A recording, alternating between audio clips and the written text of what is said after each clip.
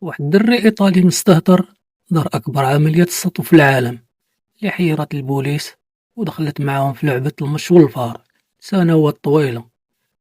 السرقة ردت منه رجل ثري ومحترف لدرجة أن السلطات عجزت توصل ليه أو تعرف هويته. شكون هو هاد الدري؟ شنو هي أهم العمليات اللي دار؟ كيفاش قدر يبقى هربان من عينين البوليس؟ هادشي اللي غنعرفوه دابا. البداية ديالو 3 يناير عام 1972. فاليرو فيليتشي اللي كان عنده 17 عام بدا حياته الإجرامية فاش عاون واحد صاحبه باش يفرقعو برج ديال الاتصالات التلفزيونية في البلدة ديالهم بشمال إيطاليا. تما اعتبروه غير دري طايش شاد الطريق الغلط، ما كانوش عارفين بلي غادي يولي مجرم خطير.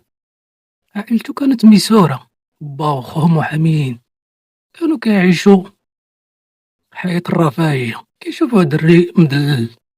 شد من بعد هاد الحادثة الوقت اللي دوز في الحبس اعتبره بحال مدرسة تعلم فيها أصول الحرفة مع عند كبار المحتلين بالشفارة. باش خرج من الحبس بدا كيسرق مكاتب البريد في القرى القريبة. كان عنده واحد الأسلوب كي يدخل هز مسدس مغطي بالجريدة، يصوب مسدس في الموظف بلا ما يشوفوه الناس. بس كياخد الفلوس كيخرج يركب مع صاحبه فوق الموطور ويهربوا. شاد عاود تاني واش خرج لقى راسو في القائمة السوداء ديال أخطار المجرمين في إيطاليا. أي سرقة وقعات كيجيو يفتشوا ليه الدار. ما قرر يهرب من إيطاليا مشى لسويسرا حل حساب بانكي، من بعد استقر بلندن وجاوز سفر مزور. في لندن تعلم اللغة الإنجليزية دغيا وبدا كيدرس البنوك ومحلات المجوهرات. في العام الأول ديالو سرق 5 ديال البنوك بريطانية. كان كيعيش حياة الرفاهية في أرقى أحياء لندن، كيمثل على الناس باللي هو صحافي غني إيطالي.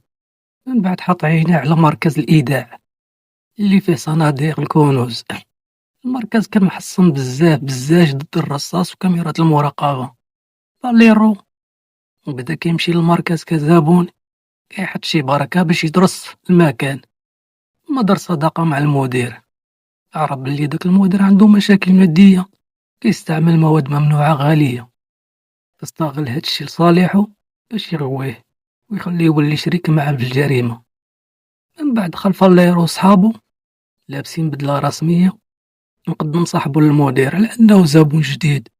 هبطوا للقابو باش يوريهم الصناديق، وفي البلاصة اللي ما فيهاش الكاميرات جبد الفردي وهدد الموظفين والحراس. تفهم كاملين وعيط لبقية العصابة صحابو اللي كانوا برا. وقع غلط في التردد وعطلهم شوية، ولكن في الأخير دخلوا وبداو كيهرسوا الصناديق من طريق كبار. حلوا 120 صندوق من أصل 5000 وجمعوا كنز من الذهب والألماس والفلوس. قبل ما يخرج فاليرو جرح صبعو وخلى نقطة الدم تما. فجاو البوليس ودار لعب دور الضحية بامتياز، ولكن البوليس شكوا بلي كاين خائن من الداخل. ما لقاو حتى دليل من غير ديك النقطة ديال الدم. فاش قارنوا البصمة مع سجلات الانتربول طلع ليهم سميتو فاليرو. فاليرو كان هرب لجنوب أمريكا، ولكن حيت كان عز عليه يبان رجع للندن باش ياخد واحد الفيراري ديالو. ثم حصلوه البوليس وتشاد. الحقيقة اعترف بكل شيء وفضح حتى المدير. حكم عليه ب22 عام واعترف باللي دار 54 عملية سرقة في حياته. يسولو المحقق شنو كنتي غادي دير كون ما شديناكش؟ جاوبو كنت غنمشي لبلاصة أخرى نحل حساب بانكي نسرق ديك البنك عاوتاني. من بعد 4 سنين في بريطانيا رحلوه لإيطاليا يكمل عقوبته. تما كان كيخرج بالنهار ويرجع بالليل للحبس، حتى مات في مواجهة مع البوليس عام 2000. إذا عجبتك القصة ما تنساش تدعمنا بلايك واشتراك، وشكرا.